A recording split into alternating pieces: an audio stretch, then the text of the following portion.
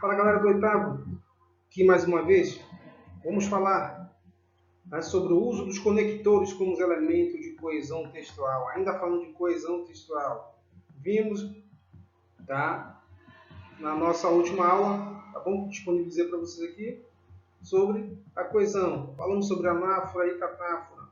Também falamos um pouco sobre os conectores, que são as conjunções. Também pode ser usados os pronomes relativos, demonstrativos, ok? Possessivos. E agora vamos ver na prática como é que isso acontece. Tá bom? Pega o material de vocês para acompanhar e vem comigo, pessoal, sem muita enrolação. Então, olha só, o livro de você na página 55, nós vamos ver o uso de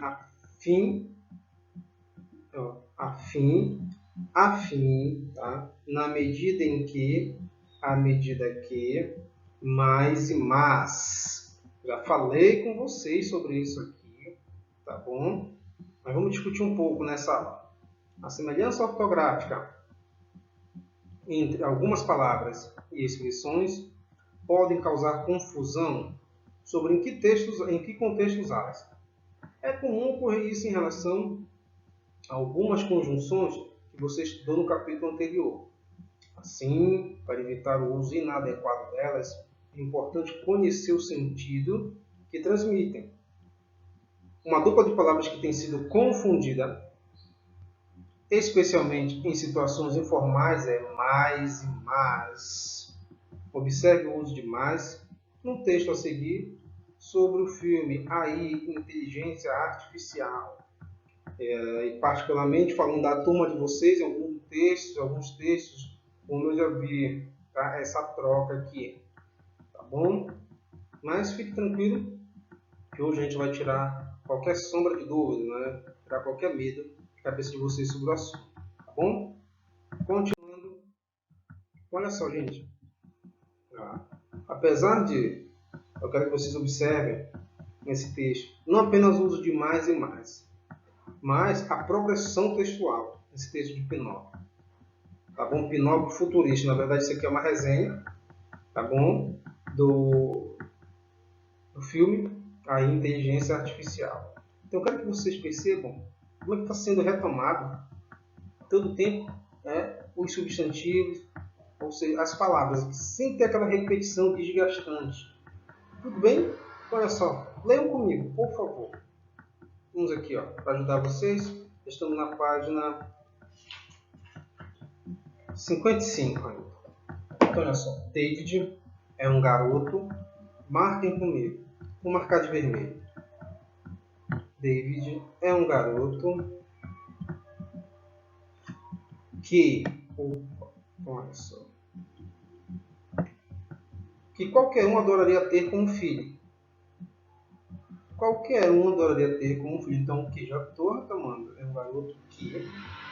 de manhã, antes mesmo de sua mãe tirar a camisola, lá está ele. Ele quem, gente? Ele quem? De pé, cabelo penteado, falando, bom dia. Olha só como os verbos também ajudam. Uma progressão pessoal. Falando, bom dia. Com um sorriso nos lábios e perguntando, como quero o café? À noite, sem choro ou cara feia, ele se enfia debaixo das cobertas e descansa, os olhos no teto, imerso em felicidade. Mas David, aí olha só. David. Então, gente, olha a distância. Eu usei primeiro, foi usado primeiro, o termo David aqui. Eu quero que vocês percebam que ele aparece em outros momentos, tá bom? Mas olha só o que, o ele, tá bom? Pronome relativo. Pronome pessoal. Olha aqui. Os verbos falando, perguntando. Então teve essa alternância para não ficar desgastante. Só ele, dele. Mas David não é um menino igual aos outros. Não tem fome, não sente frio, não dorme, não envelhece. É um mecha de mecânico. Robô de última geração. Programado programado. Quem é programado? O robô. Quem é o robô? Estou falando de quem? De David. Ele é programado para amar os pais incondicionalmente. David está na companhia dos efeitos espetaculares do novo filme de Steven Spielberg, a Inteligência Artificial. Aqui vem dando algumas informações, tá bom? Mas olha só, é errado aparecer a palavra David, o nome David propriamente. Parece que não. Não pode vir, gente, ó, em cada linha. David é um garoto. Qualquer um adoraria ter como filho. David de manhã, antes mesmo de sua mãe tirar a camisola, lá está. David de cabelo penteado. David fala bom dia. David pergunta. David se enfia. Então não, gente, olha só. E fazendo essas alternâncias aqui para vocês identificarem. E aqui. Aí continuando, tá bom? Vocês continuam a fazer a leitura e entender, pessoal, que todo o tempo eu estou fazendo essa referência. Eu tenho o primeiro referente que foi David. Todo o tempo o texto vai trazendo alguma palavra, ok? Sem fugir desse contexto, sem fugir do protagonista, tá bom? Que foi apresentado nessa resenha. Olha só, mas e mais, mas e mais, e mais e mais. Nessa resenha crítica do filme Inteligência Artificial, o termo mas é empregado em duas ocasiões. Mas David não é um menino igual aos outros, mas seu criador, o professor Robin, que era William Hurt, não tem o ar bondoso e bonachão, não tem um ar bondoso e bonachão de peito, alguma coisa do tipo. Em ambos os casos, a palavra mais introduz uma ideia que é oposta. Então, olha só, tem certeza que aqui ninguém mais vai esquecer disso. Todo mundo já aprendeu. O mais introduz uma ideia que é oposta ao que foi dito anteriormente. Isso, gente, já foi batido demais, tá bom? Eu já ficando chato, mas isso é bom, porque assim vai acontecer o aprendizado. No primeiro caso, o início do parágrafo mostra características do que seria um filho perfeito. Mas em seguida, o termo mais quebra essa expectativa positiva ao revelar que David não é um menino igual aos outros, pois é um robô. Ele é um robô. De modo semelhante, no segundo caso, espera-se que a situação de David seja igual à do personagem Pinóquio. O mais, no entanto, introduz que há diferenças entre eles, já que o criador de David não é bondoso como o de Pinóquio. Então tem essa quebra de expectativa. O uso de mais seria inadequado nos dois casos, mas, opa, quem lembra o mais, da ideia de intensidade ou quantidade, já estudamos isso também. Inadequado, porque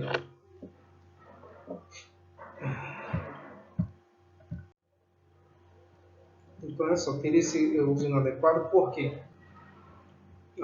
o mais, ele dá, em geral, ele vai nos dar essa ideia de aumento de intensidade, funcionando como o oposto de menos. Observe mais detalhadamente a diferença entre mais e mais a seguir. Vamos lá. Mais e mais a seguir.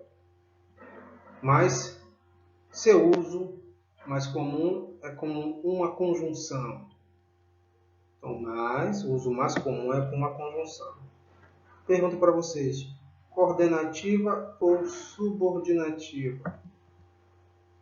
Para os meus alunos top das galáxias, todos vão acertar e vão dizer coordenativa, professor, muito fácil. Que indica a ideia de oposição contraste. Para verificar se seu uso nesse sentido é adequado, basta substituí-la por um termo equivalente, ou seja, por outras conjunções adversativas. Então, é aqui para não esquecer nunca mais. nunca mais esquecerem. Eu posso substituir por todas essas aqui. Se eu consigo fazer a substituição, então já sei que ela indica contrariedade ou oposição. Veja os exemplos a seguir. Gostaria de ir ao cinema com os amigos, mas tinha de estudar para a prova. Gostaria de ir ao cinema com os amigos, entretanto, tinha de estudar para a prova. Gostaria de ir ao cinema com os amigos, porém, contudo, no entanto. Então, olha só, todos esses termos que eu substituir vão manter o mesmo sentido de oposição ou contrariedade. No segundo exemplo, não há alteração de sentido com a troca de mais por entretanto, mantendo-se a ideia de contraste em relação ao que foi dito na primeira oração. Tudo bem? Mais. Vamos ver agora o mais. Geralmente é empregado como advérbio ou pronome definido. Então, mais, advérbio ou pronome indefinido. Para indicar maior quantidade ou intensidade, pessoal. Funcionando como o contrário de menos. Então, eu estou com dúvida, tento colocar o menos. Pode-se usar esse termo para verificar se o uso de mais em vez de mas está adequado. Olha só, uma técnica aqui bem fácil da gente observar. O filme obteve mais reconhecimento do que merecia. O filme obteve menos reconhecimento. Então, olha só o macete aqui, gente. Tentar substituir, o menos. Se encaixar, então já sei que esse mais é o mais com i de quantidade ou intensidade. Muito fácil, né, pessoal? Muito fácil, bem tranquilo. Continuando. Vamos lá. No segundo exemplo, embora mude o sentido da frase, o termo menos mantém a coerência dela. Isso não ocorreria, por exemplo, se ele substituísse o mas. Observe a incoerência criada por essa substituição. Eu gostaria de ir ao cinema com os amigos, menos tinha de estudar para a prova. Meu Deus, que é até difícil de compreender. Quando você usa, tente substituir o mais, que expressa oposição contra pelo menos, fica incoerente. Ou seja, não tem nada a ver. Ir ao cinema com os amigos, nem tinha de estudar para a prova. Se alguém chegar falando dessa maneira, você logo vai dizer: é louco? Bateu com a cabeça? Caiu da rede? Alguma coisa do tipo. Porque não faz sentido. Essa coisa que você fala assim, nada a ver e não faz sentido, estamos falando da incoerência textual. Ok. Deu uma marcada aqui. Vamos apagar. Continuando, vamos entender agora qual é a diferença de afim separado, tá bom? Pronúncia dessa maneira o afim separado e o afim junto.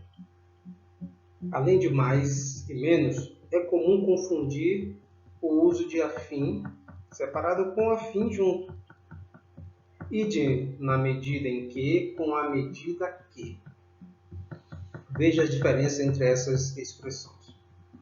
Vamos lá. Afim separado, tá, pessoal? O afim separado. Com os termos separados, afim faz parte da locução prepositiva.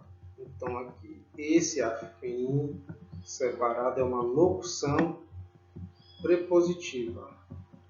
Lembre-se de preposição, tá bom? Locução prepositiva. A fim de, que indica finalidade. Indica finalidade. Locução prepositiva, então, a fim separado indica finalidade, ou seja, um objetivo. Nesse sentido, pode ser substituído pela preposição para. Então aqui estou dando macete, olha, o livro tá material bem interessante, eu não vários macete para vocês. Pela preposição para ou para quê? Para ou para quê? Quando for, a fim de quê? For a fim de quê? Vamos ver como isso acontece? Ele estudou termos técnicos a fim de que fizesse um filme realista. Então esse é o objetivo. Ele estudou termos técnicos para que fizesse um filme realista. Então, ainda que mudasse um pouco, tá, a frase, mas vamos ver se eu conseguiria colocar o para. Ele estudou termos técnicos para fazer um filme realista. Então, quando você faz a substituição, tá, pela preposição, tá bom, para ou para que, você continua mantendo o mesmo sentido. E o melhor, a frase, o termo, a preposição que você usar, ela se encaixa perfeitamente. Tá bom? Mantendo essa coerência. Tranquilo até aqui, gente? Espero que sim. Tá muito fácil. Tá bom? Vamos para o último slide para a gente encerrar. Então, olha só. Em situação informal,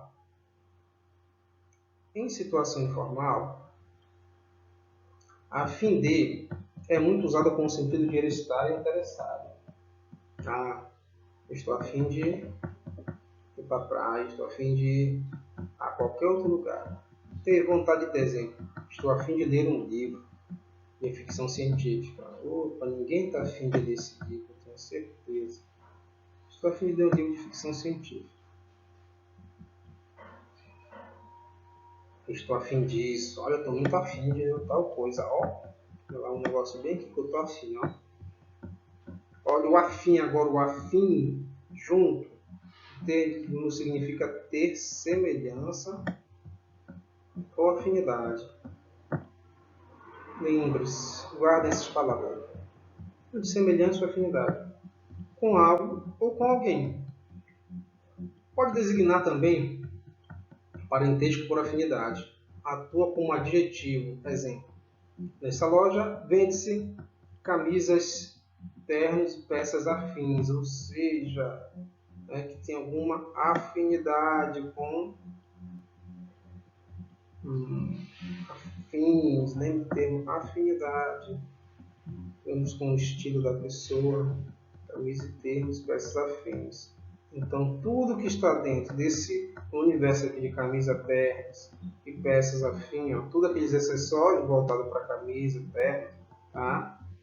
Na loja tem termos que fazem, né, traz certa semelhança.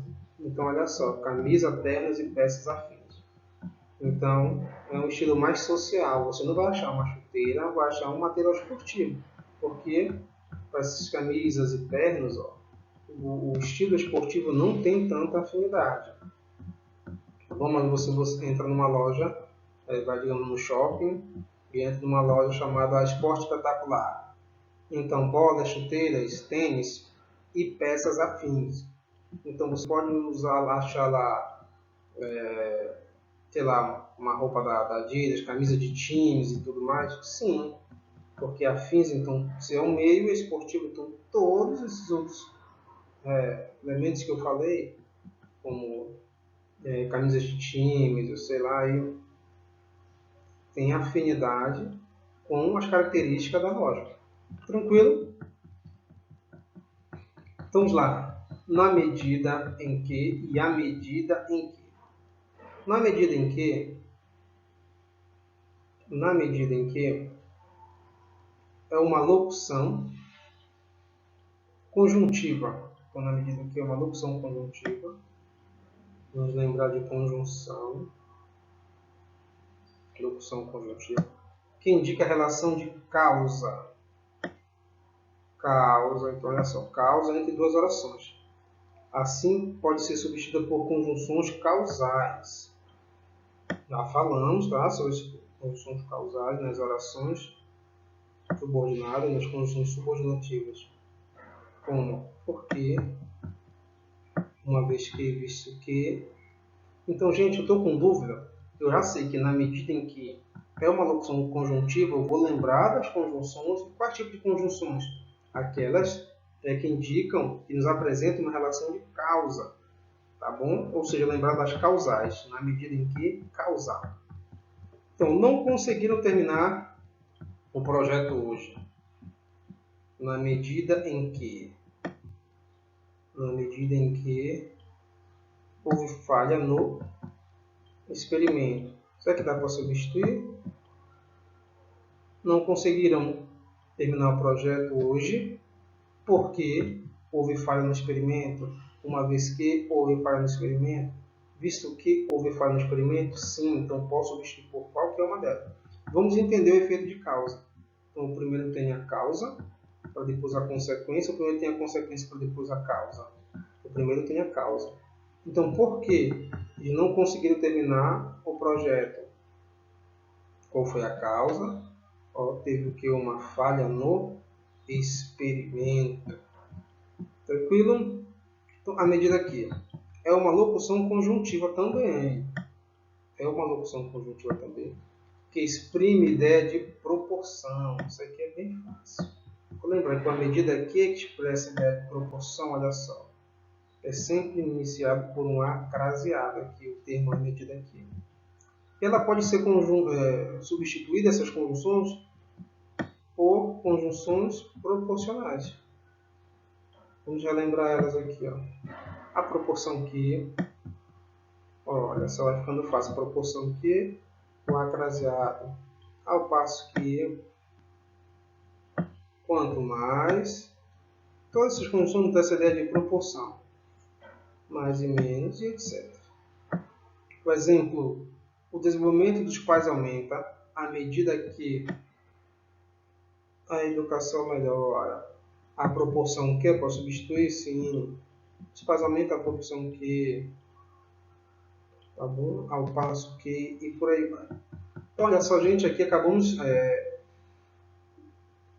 fazendo a revisão, né, de alguns conceitos, alguns conteúdos, conjunções, para a gente poder amarrar os conteúdos que já foram estudados, tá bom? E esses conteúdos aqui com certeza também vão aparecer no próximo simulado de você que já se aproxima, tá bom? Qualquer dúvida, anote e faça anotações de vocês, tecendo considerações. Então, como é que eu teço considerações? Vou fazer anotações daqueles pontos relevantes da aula, aquilo que me gerou dúvidas, tá bom? Então, anota alguma palavra-chave. Para quê? Para que seja discutida na nossa aula via Zoom de quinta-feira. Tudo bem, pessoal? Então, aqui um forte abraço, tá? Um beijo. Até a próxima, gente. Tchau, tchau.